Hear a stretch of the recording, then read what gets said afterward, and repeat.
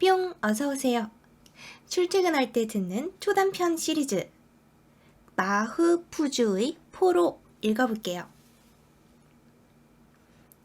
자가지역에 기차가 당도할 무렵이면 담배파리 가샤는 언제나 제일 먼저 영내로 뛰어들어가곤 했다. 그는 여기야말로 가장 수입이 좋은 장소라고 믿었다. 그는 온 힘을 다해 플랫폼을 따라 뛰며 자그마한 눈을 익숙하게 굴려 손님을 찾았다. 누군가 그에게 그의 직업에 대해 묻는다면 그는 욕을 퍼부어 주었을 것이다. 왜냐하면 그 역시 대부분의 사람들처럼 사는 일에 신물이 나 있었고 스스로를 불행한 운명의 소유자라고 믿고 있었기 때문이었다. 만일 기회만 있었다면 그는 부자들의 차를 끄는 운전수가 되고 싶었다. 운전수가 되면 양복도 입을 수 있고 나리님이 드시는 음식도 먹을 수 있으며 또 사시사철 나리님과 호화스러운 곳들만을 다닐 수 있는 것이다. 그는 먹고 살기 위해 악착같이 노력해야 하는 이 생활이 완전히 사라지고 계속해서 즐거울 수 있는 일을 하고 싶었다. 그러나 그가 그런 종류의 직업을 특별히 좋아하고 나아가 간절하게 소망하게 된 데는 그 나름의 각별한 이유 혹은 핑곗거리가 있었다. 언젠가 그는 어느 지방 유지의 운전수인 알거가 마멋대 카녀 나바비아의 앞을 가로막고는 자신 있는 태도로 아주 노골적으로 추근대는 것을 보았다. 한 번은 알거가 기쁨에 겨워 양손을 비비면서 다음에는 반지를 가지고 오겠노라고 그녀에게 말하는 것을 듣기도 했다. 그때 가샤는 그녀가 알거에게 미소를 흘리는 걸 보았으며 밀라야 끝을 살짝 들어올리는 것을 보았다. 밀라야라는 건 이집트 여자들이 입는 장옷이라네요. 마치 그것을 매만지고 있었다는 듯이. 그녀는 기름을 바른 자신의 흑발을 보여주고 싶었던 것이다.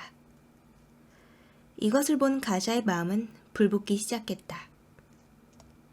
질투가 그의 내부에서 고통스럽게 꿈틀거렸다.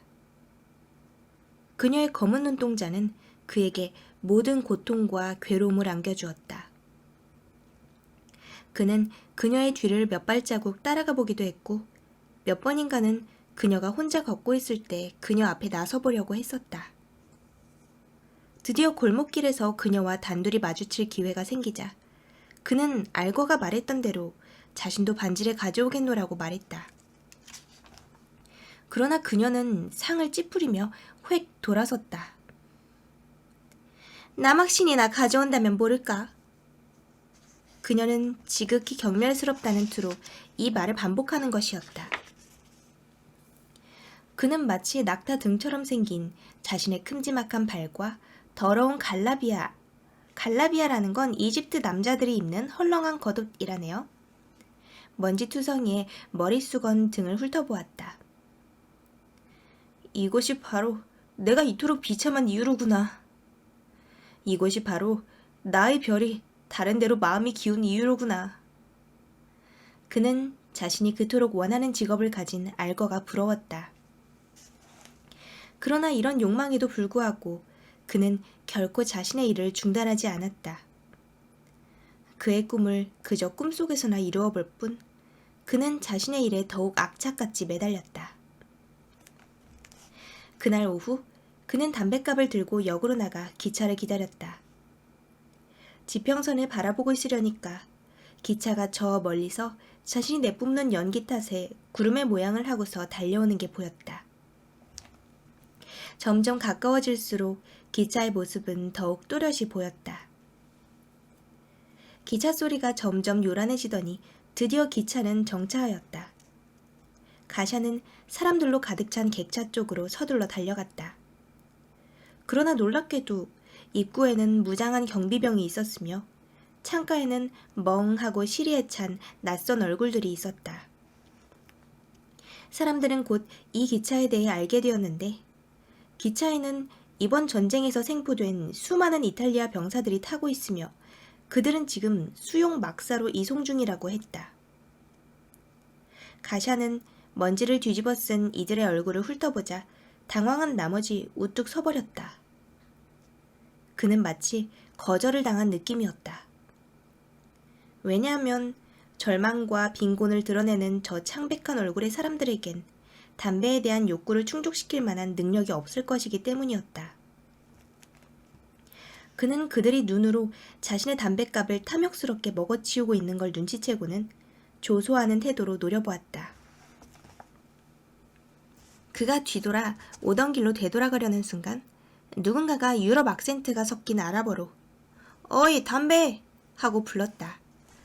그는 소리의 주인공을 의심스럽다는 듯 쳐다보더니 엄지와 검지손가락을 비벼서 돈을 달라는 신용을 했다. 병사는 이 의미를 알아듣고 고개를 끄덕였다. 가샤는 조심스럽게 다가와 병사가 다가올 수 없을 만한 지점에 멈춰섰다. 병사는 잠자코 윗 저고리를 벗더니 손으로 가리켰다. "나의 돈은 이거다!" 라고 병사는 말했다. 깜짝 놀란 가샤는 노란 단추가 달린 회색 윗저고리를 놀라움과 갈망이 뒤섞인 마음으로 바라보았다. 그러나 그는 쑥맥이나 바보가 아니었으므로 자신이 이탈리아인의 욕망의 먹이로 던져질 손해를 볼 만한 어떠한 감정 표현도 감족같이 숨길 수 있었다. 그는 무표정하게 담배 한 갑을 내밀고는 윗저고리를 가져가려고 팔을 뻗쳤다. 병사는 상을 찌푸렸다. "윗저고리 하나에 담배 한 갑이라니!" 병사는 소리를 질렀다. "10갑을 내!" 그러자 가샤는 놀라서 뒤로 물러섰다. 그의 욕망도 다소 사그라졌다. 그는 다시 떠나려고 했다. "그럼 좀 깎도록 하지." 병사는 다시 외쳤다. "9이나 8으로 말이야." 젊은이는 완강하게 머리를 저었다. "그렇다면 7! 병사가 말했다. 그는 다시 머리를 젓고는 떠나기로 작정한 채 해보였다. 병사는 6이라도 좋겠다더니 다시 5으로 내렸다. 가샤는 손으로 절망적이라는 신용을 하더니 자기의 자리로 돌아가 쪼그리고 앉았다. "이리 와봐." 실망한 병사는 외쳤다. "4개까지 하자." 가샤는 쳐다보지도 않으면서 자신이 얼마나 무관심한가만을 보여주려고 했다. 그는 담배에 불을 붙여 맛있게 피우기 시작했다. 머리끝까지 화가 난 병사는 거의 정신을 잃을 지경이었다. 그의 유일한 존재 목적은 담배를 얻는 것 같았다. 그는 3개를 요구하더니 다시 2개를 불렀다. 가샤는 죽치고 앉아 있었다. 그 윗저고리를 가지고 싶은 열망을 사귀느라 그의 가슴속은 끓어올랐다. 그러나 여태까지 버텨온 것이다. 병사가 2개를 불렀을 때 가샤는 내키지 않는다는 투였지만 마음이 동했다는 뜻을 비췄고 병사는 이것을 알아챘다. "이리 와봐." 병사는 윗저고리를 들고서 말했다. 이제 가샤는 더 이상 별 수 없다고 생각하고 자리에서 일어나 기차에 다가서서는 담배 2갑의 윗저고리를 넘겨받았다. 그는 기뻐서 탐욕스러운 눈으로 윗저고리를 바라보았다. 승리의 미소가 그의 입가에 나타났다. 그는 자기 자리에 돌아와 담뱃갑을 내려놓고는 윗저고리를 입고 단추까지 채워보았다. 그에게는 약간 큰 듯 싶었지만 그는 신경 쓰지 않았다. 그는 너무나 자랑스러웠고 행복했다. 그는 담뱃갑을 다시 집어들고 자신감과 즐거움에 가득 차서 플랫폼을 걸어다녔다. 밀라야에 쌓인 다바비아의 모습이 떠올랐다. 그녀가 지금 내 모습을 보기만 한다면. 그는 중얼거렸다. 오늘부터 더 이상 날 경멸하거나 비웃지 않을 테지. 알고도 이제 더 이상 뽐낼 것도 없고. 그러나 그때 그는 알거가 윗저고리만이 아니라 한 벌의 옷을 갖춰 입었던 것을 기억했다. 바지를 어떻게 구할 수 있담.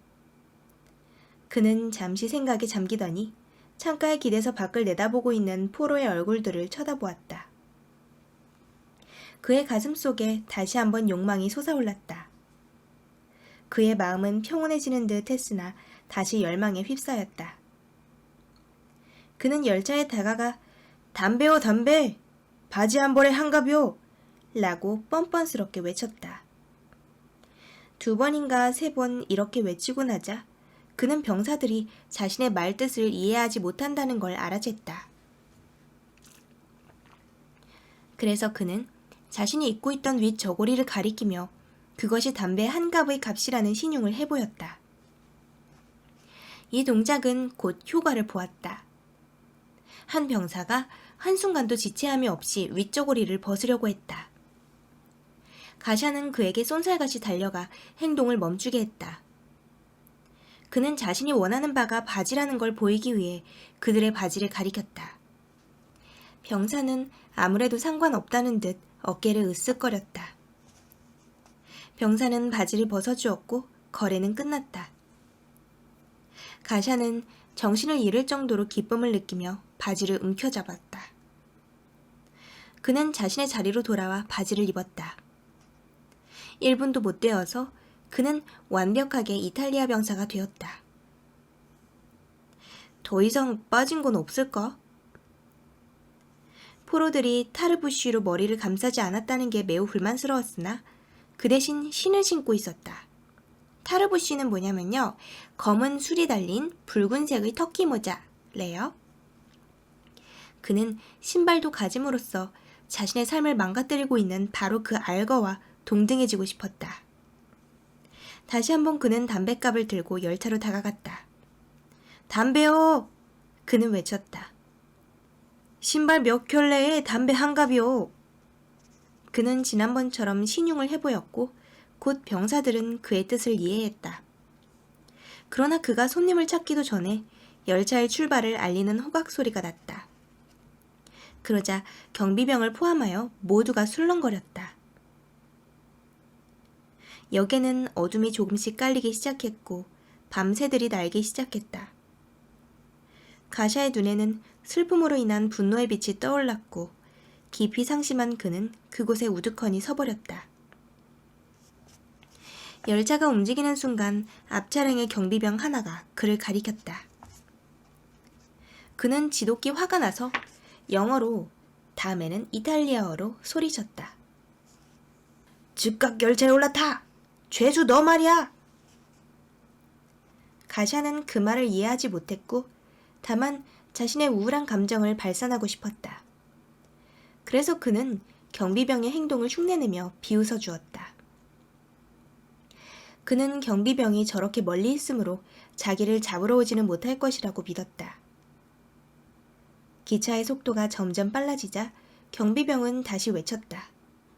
열차에 타라! 경고한다! 어서 올라타!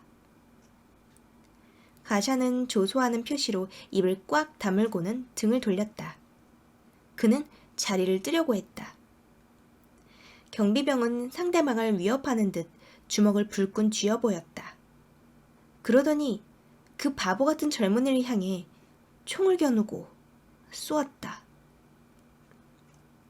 귀가 멍해지는 총성이 울리고 날카로운 비명이 허공을 갈랐다. 가샤의 몸이 그가 서 있던 곳에서 무너져 내렸다. 담뱃갑이 그의 손에서 떨어지면서 담뱃갑과 성냥이 플랫폼에 산산이 흩어졌다.